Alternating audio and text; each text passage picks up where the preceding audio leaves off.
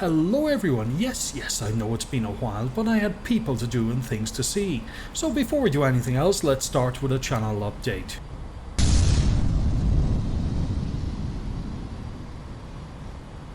Before we get to anything else, let me just say that rumours of my demise have been very much exaggerated. Some of the rumours have been really nasty, so let's quickly get those out of the way.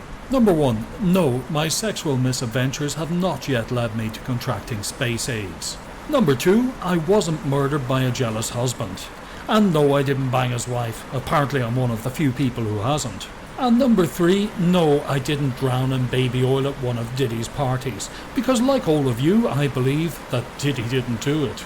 Apparently if you say that 3 times in front of a mirror, Diddy will appear behind you and beat you so badly that you'll be sending him text messages telling him how much you're looking forward to the next one.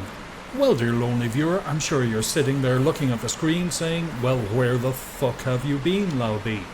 Sometimes life gets in front of things. Suddenly you look back after what feels like 2 or 3 months and you realise, I've been gone for 4 fucking years, holy shit. Over that time I have been dipping in and out of gaming in general and DCS in particular. I even started making several videos, just never got the fuckers finished. The one thing I have learned, especially when it comes to DCS, is that all skills are perishable, mine particularly so.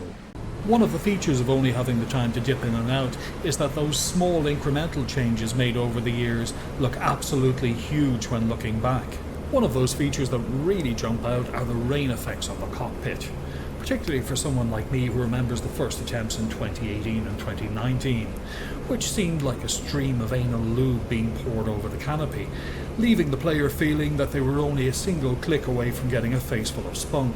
Another feature that took me by surprise were the new explosion effects and by extension the rotor downdraft effects from choppers. Because we all remember a time, no matter what was going on or what was being dropped on it, that the vegetation and trees stood as stiff as J.D. Vance's cock while watching The Handmaid's Tale. Obviously there have been new maps and a metric fuck ton of aircraft and systems to learn. The big news from my side is that about 2.5 years ago I had switched exclusively to VR. Now this has its upsides and downsides. The obvious big advantage is you feel like you're inside the cockpit, it's much more realistic and one tends to react like there's more at stake.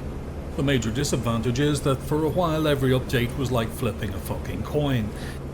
You never knew whether you were going to get the chance to turn up that one setting that had been really pissing you off, or whether you were going to have to turn down all your settings so Minecraft looked positively futuristic.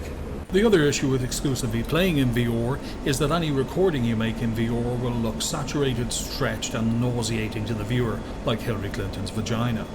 Thankfully the boys and girls at Eagle Dynamics seem to have made another development.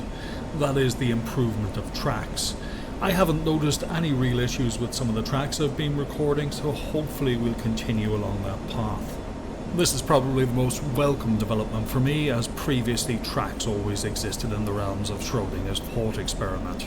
The only other issue with playing in VR and recording the tracks is that head movements tend to be a little bit exaggerated, almost to the point where sometimes I think the viewer is wondering if they're watching a video of Michael J. Fox playing DCS.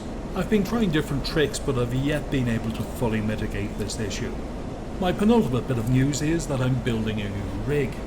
I spent the last 4 years looking at equipment that I really needed that was just unavailable. Every fucking piece of equipment I went after was either out of stock or on sale for a fucking picosecond before it was snapped up by a scalper. This left me in the same position as many of your wives and girlfriends. I had to settle for something that didn't quite do the job or fulfill my needs, but it was better than nothing. It's now 2025 and gear seems much more plentiful. While it's not exactly a buyer's market, at least production seems to be somewhat keeping in step with demand. Within reason I've gone pretty much top shelf on nearly everything, so I'm hoping it'll not only improve my experience, but also have a knock-on effect on the videos I produce. If fucking better, I've spent enough money for it to be considered reasonable grounds for divorce in any civilized country. This all rather neatly takes me on to the final part of this update, my future plans. I will of course continue producing the DCS videos I've always loved making, but I'll also be jumping into gaming in general and a little bit of music theory every once in a while.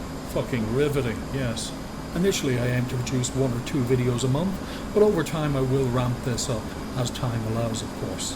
Now all that's left to say is thank you all very much for watching the crap I've produced over the years, for all your comments and all your very kind encouragement.